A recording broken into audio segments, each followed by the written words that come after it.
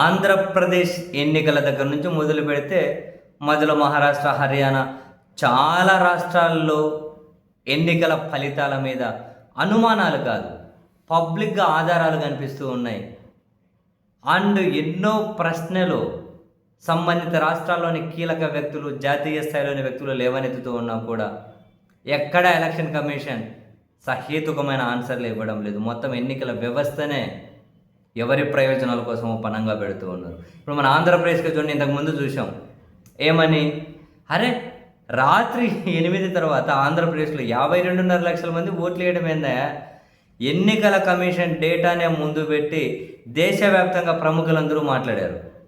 రాత్రి 8 గంటల తర్వాత 52.5 లక్షల మంది ఓట్లు వేయడం ఏంది, అర్ధరాత్రి 12 తర్వాత 18 లక్షల మంది ఓట్లు వేయడం ఏంది, అసలు ఏంటి ఇదంతా, ఎక్కడి నుంచి వచ్చేసారు, ఎవరు వీళ్ళందరూ అని. దాని మీద ఇప్పటికీ ఎలక్షన్ కమిషన్ నోరే తెరవలేదు.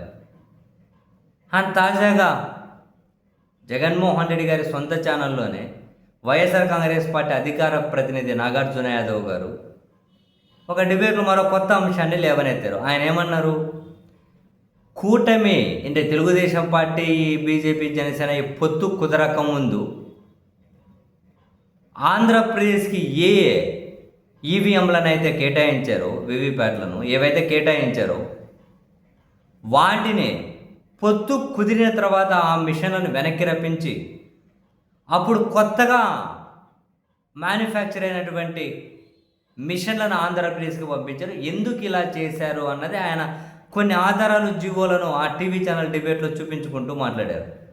ఆయన చెబుతున్నది, పొత్తు కుదరకముందే ఆంధ్రప్రదేశ్ కొన్ని మిషన్లు కేటాయించారు, ఈవీఎం మిషన్లు. పొత్తు కుదిరిన తర్వాత ఆ కేటాయించిన వాటిని వెనక్కి పిలిపించేసి కొత్తవి పంపించారు. ఎందుకు ఇలా చేశారు? చంద్రబాబు గారు అరెస్ట్ అవ్వడం, కొన్ని రోజులు లోకేష్ గారు ఎక్కడ పోయారో హైడ్ అవ్వడం అంట. ఆ తర్వాత వరుసగా కొన్ని పరిణామాలు జరిగాయి. జనసేన టీడీపీకి పొత్తు, మధ్యలో బీజేపీ కలిసింది.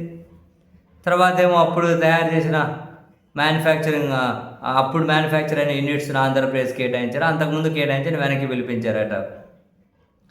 అండ్ ఈ మిషన్లు తయారు చేసిన ఈ భారత్ ఎలక్ట్రానిక్స్ ఏవైతే ఉంటాయో, BHEL అంటారు కదా, దాంట్లో స్వతంత్ర డైరెక్టర్గా ఉన్న వ్యక్తి కూటమి పార్టీ నుంచి ఎమ్మెల్యే అవ్వడం. ఏంటి ఇదంతా అంటున్నారు. హైలైట్లే అండి.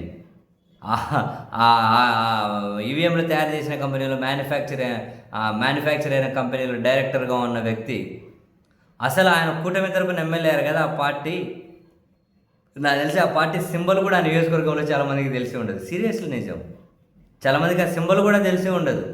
కానీ ఆయనేమో అసలు అఖండ మెజారిటీతో గెలిచారు. ఆశ్చర్యం. ఇవన్నీ ఎలా జరిగాయి అంటున్నారు ఆయన.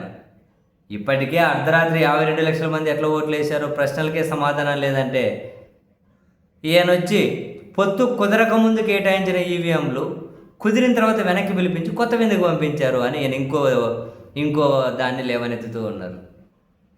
వీటికి సమాధానాలు వస్తాయని చెప్పి నేనైతే ఆశించడం లేదు. కానీ ఎందుకు ఎన్నికల వ్యవస్థ దాని యొక్క విశ్వసనీయతని ఇంత దారుణంగా దెబ్బతీస్తారు అని తెలియదు.